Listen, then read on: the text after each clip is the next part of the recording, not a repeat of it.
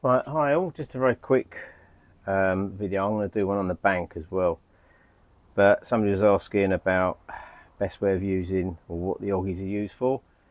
Ogg'y inline dibber, hopefully you can see that. It's a .10. It's a inline dibber, wire stem. Now this will sit perfectly with two number 10s, just above a 4-inch hook length or a 3-inch hook length. So two number 10 shot just above the loop before you put your hook length on. In fact, I have one here, so you can see that. I have, excuse the line where, because I've been playing around with this, but that's got two number 10s just above the loop where the hook will be tied. So first things first, I'll take the bands off.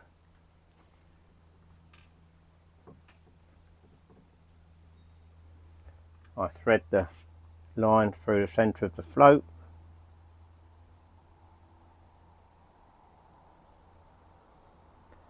There is your, through the centre of the float, coming out the other side. On with the silicone, which is easier said than done when you're trying to do it on a camera. One.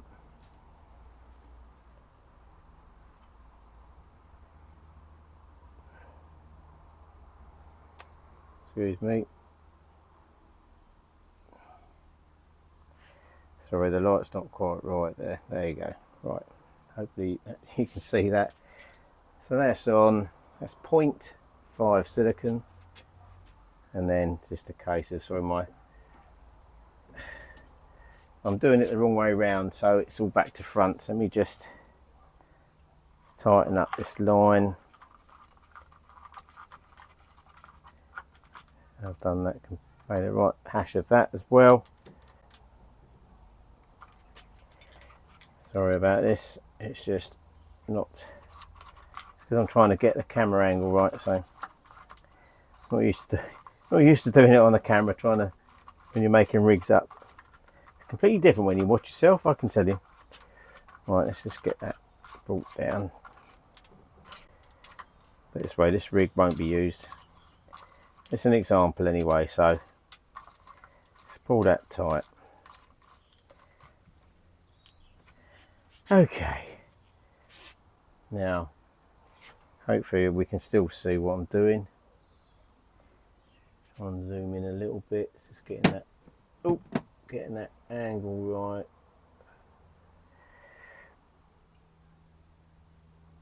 So basically, we all know you just put the silicone onto the float.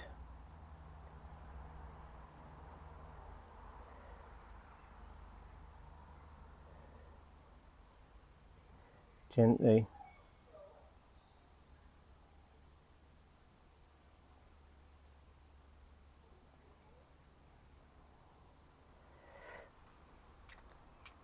Always wet it.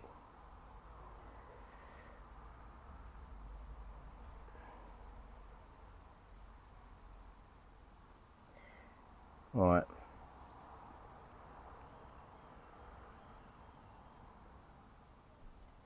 Here we go. Sorry about that. It's difficult to do it when you're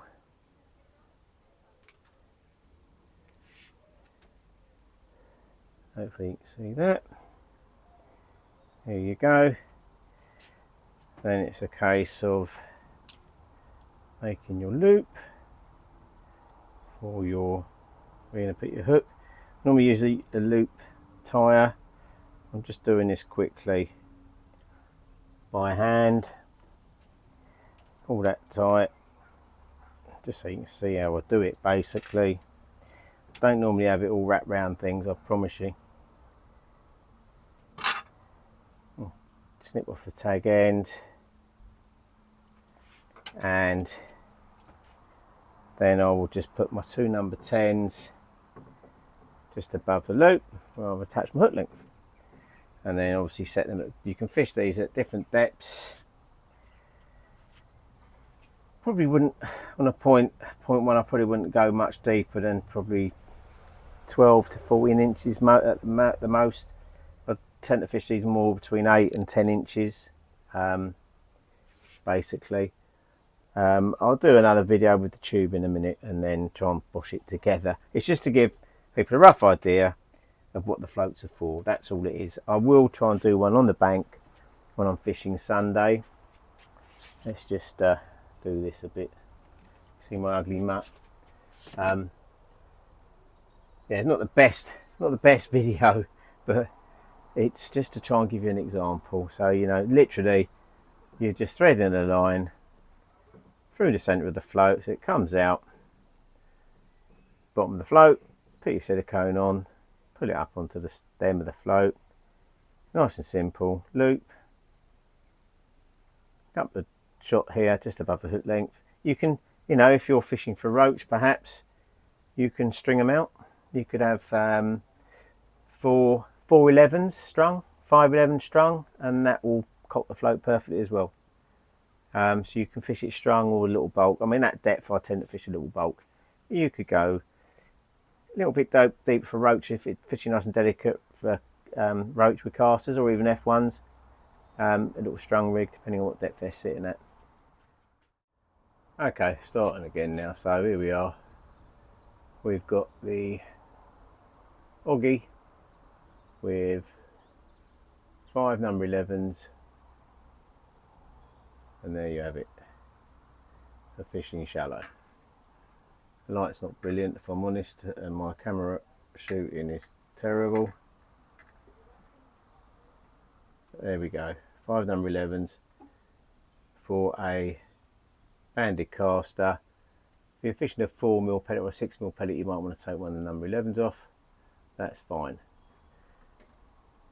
Now, okay, this is now the same float, the Ogg'y. Is that the same float? This is just shotted with 2 number 10s down the line this time, which works just as well. It's just an example of how you can shot it. You can have 11s or 2 10s. In this case, I would suggest 2 10s is probably better, obviously.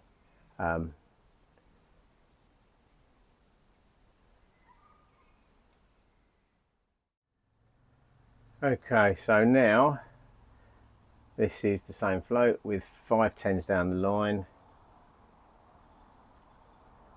which you could use for overshotted.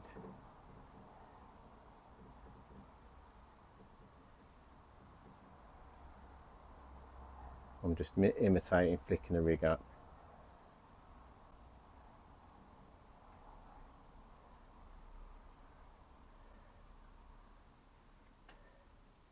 So it's just an example of a couple of uses you can use for the Ogg'y.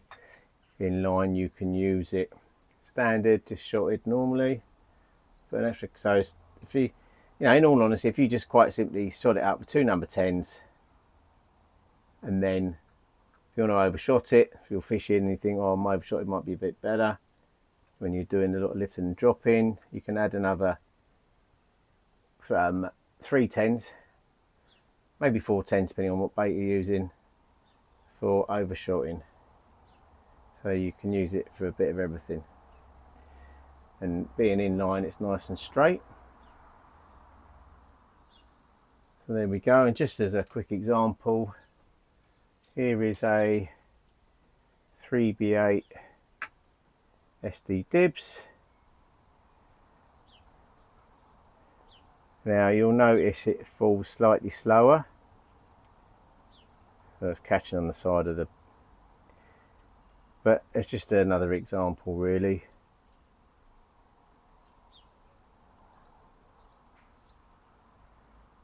So it's a slightly slower fall. It's catching on the side of the jar, to be honest.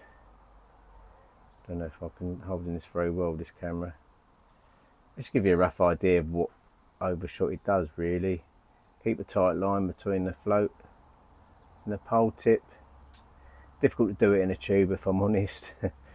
But there we go.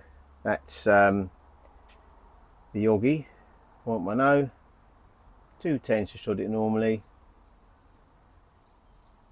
2 tens to shot it normally. 5 tens to overshot it. And thank you very much.